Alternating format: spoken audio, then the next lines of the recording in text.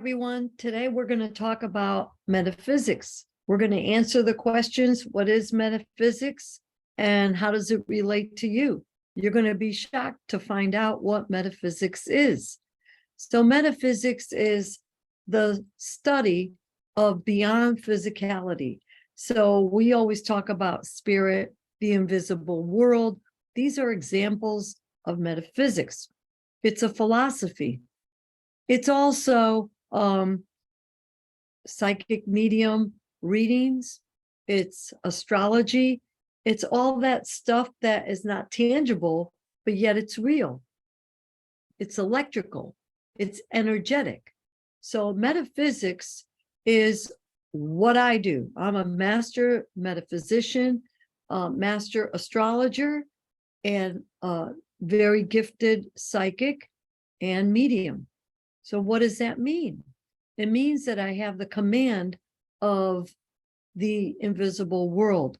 I'm able to see things that may not be seen or clear to other people. So you could call that the clair, the clairs, the clairsentient, clairvoyant, clairaudible, clair, all the clairs. That means I could clearly see, I could clearly hear, I could clearly taste, I could clearly smell.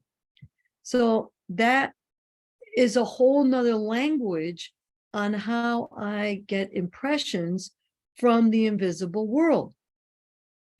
That is metaphysics. So we all have abilities, but it's to a degree. And the more open you are to it, the greater your abilities will be.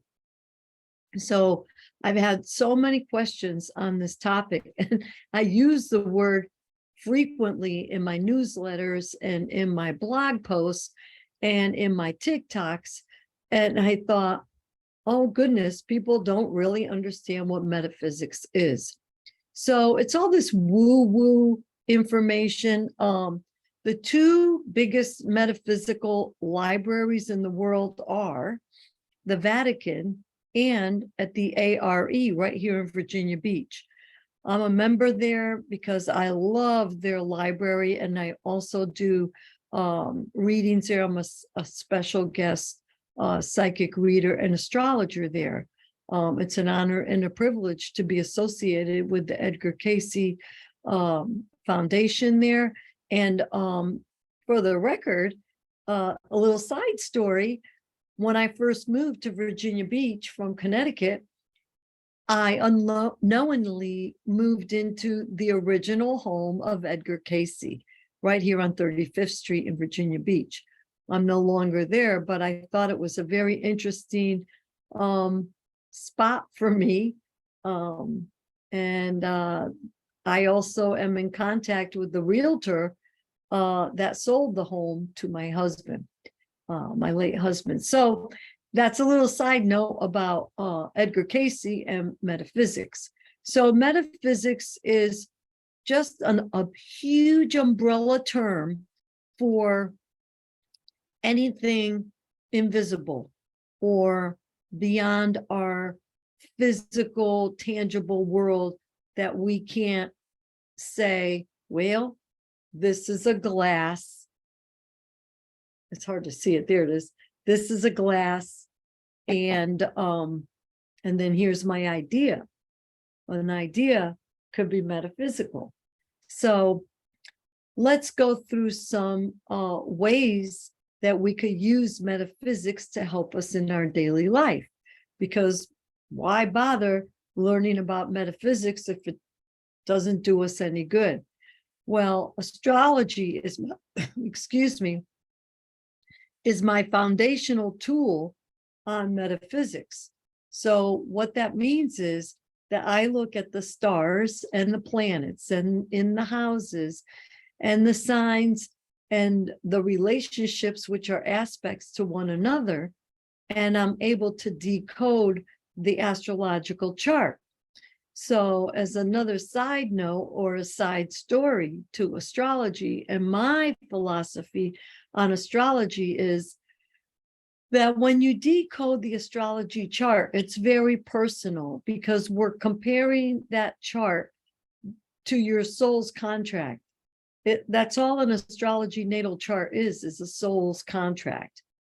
So when we look at the forecast, like right now, the forecast is going to be different from the time you actually view this video. So one size does not fit all with forecasting.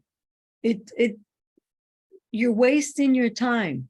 The best thing to do is get a hold of an astrologer or learn how to do it yourself and figure out how these energies are impacting your natal chart. Everything is compared to your natal chart. So the current transits right now are compared to your natal chart in what we call a bi-wheel. It's a wheel within a wheel. And then you just compare it. So if you'd like to learn astrology, I'm here for you. You could check out my website. We have the Astrology Made Super Easy course. And that's an 8-week course, 2 hours each week. And it's condensed down to about a year's program curriculum into the shortest time possible. And you get cheat sheets and everything, PDFs that go with it to be able to decode quickly and easily. So always understand that the foundation of your metaphysical toolbox is the astrology component. Your astrology natal chart, the foundation of astrology, and then you could expand out from there.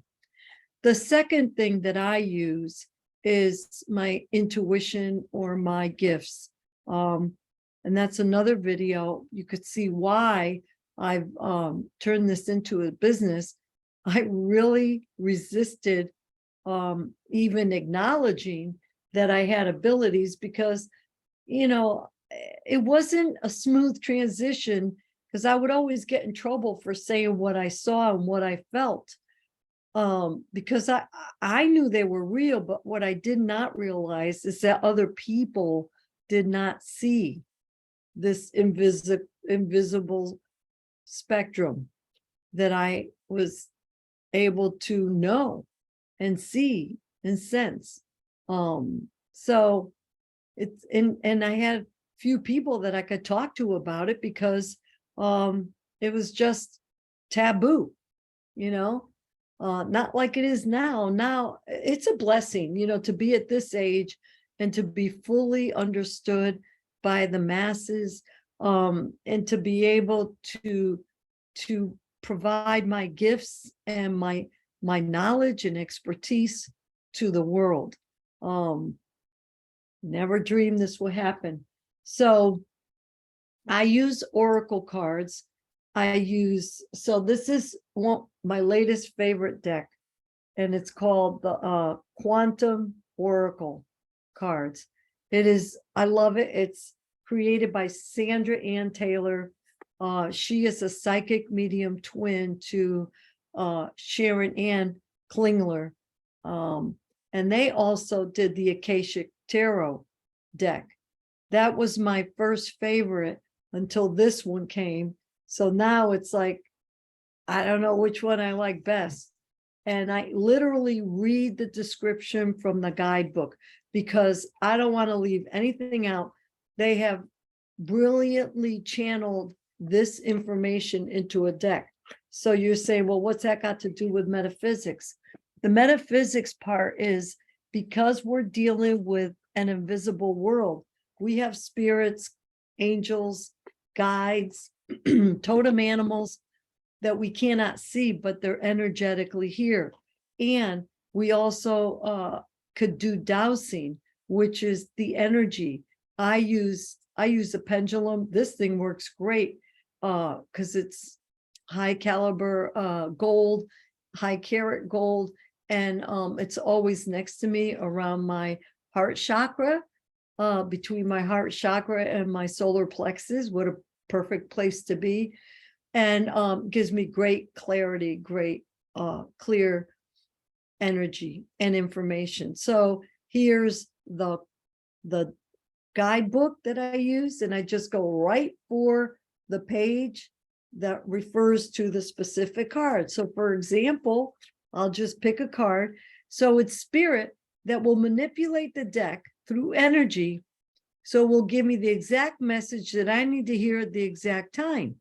So when you guys see this card, it will mean something to you, because there's no such thing as randomness. The randomness is part of the quantum world, but the randomness comes from the quantum, because what you put your attention on, energy flows. So energy flows where attention goes. So we have the possibility to look at all possibilities. And it's like, am I going to look at the glass as half empty or half full? Am I going to look at the high road or the low road? Am I going to be negative, or if I'm going to be positive? Am I going to be light, or am I going to be dark? Am I going to be loving, or am I going to be mean? That's free will. Okay. So let's pick the card. And the card I picked is the Two of Cycle. It's hard to get this to be seen, but that's okay. It doesn't matter. What does matter is it means status quo. So status quo is what the meaning is. So I'm going to pause. It means staying the same. So this cycle card shows a street where everyone is the same. And that's sort of the Aquarius energy that we're in. We're in the age of Aquarius, 2,500 years. Okay, that's an interesting energy. And personally, right now, when I'm recording, we have multiple planets and energies in Leo, which is opposite Aquarius. So there's a lot of synchronicity here. So this card indicates a period of little change for you, for everybody. It's advisable at this time to maintain the present energy regarding such endeavors as work, relationships, or location. There is value in allowing the momentum of your life to continue on its path. And then it goes on. So let's break that down for 1 second. By not changing, it's interesting that Leo and Aquarius are fixed signs. Fixed signs don't like change. You see? So why do I use the multiple oracle cards in the tarot deck? Because, and even my own deck that I've created, it's because I allow spirit to repeat what really needs to be heard by the client. So when it repeats over and over and over, and we're doing this on Zoom or live always, the client sees that, wow, you can't make this stuff up. So even if they were a little skeptical, number one, they get validation, they see it for themselves, so there's clarity, and then they're empowered, and they can move forward and know for themselves this is the way to go. So that is everything that I wanted to talk about with metaphysics, that I have a toolbox that I use. The foundational tool is astrology. And then the second most important is my oracle cards. The third thing that I like to use is any kind of a journal where I could do my automatic writing, and I just talk to God, and I have a little ritual for that. But if you're not journaling or automatic writing, I highly recommend that you do that. And if there are any other subjects that you would like me to present to you on YouTube or write about in my newsletter or blogs, then kindly contact me. And I will get that information out to you. It's an honor and a privilege to have this platform where I could share my wealth of 55 years of experience with you all. And May the force be with you. Remember, metaphysics is real. Just because you don't see it doesn't mean it doesn't exist. And be kind, love one another, be positive. I love you. Ev Zerverdakis, Holistic Healing Astrology.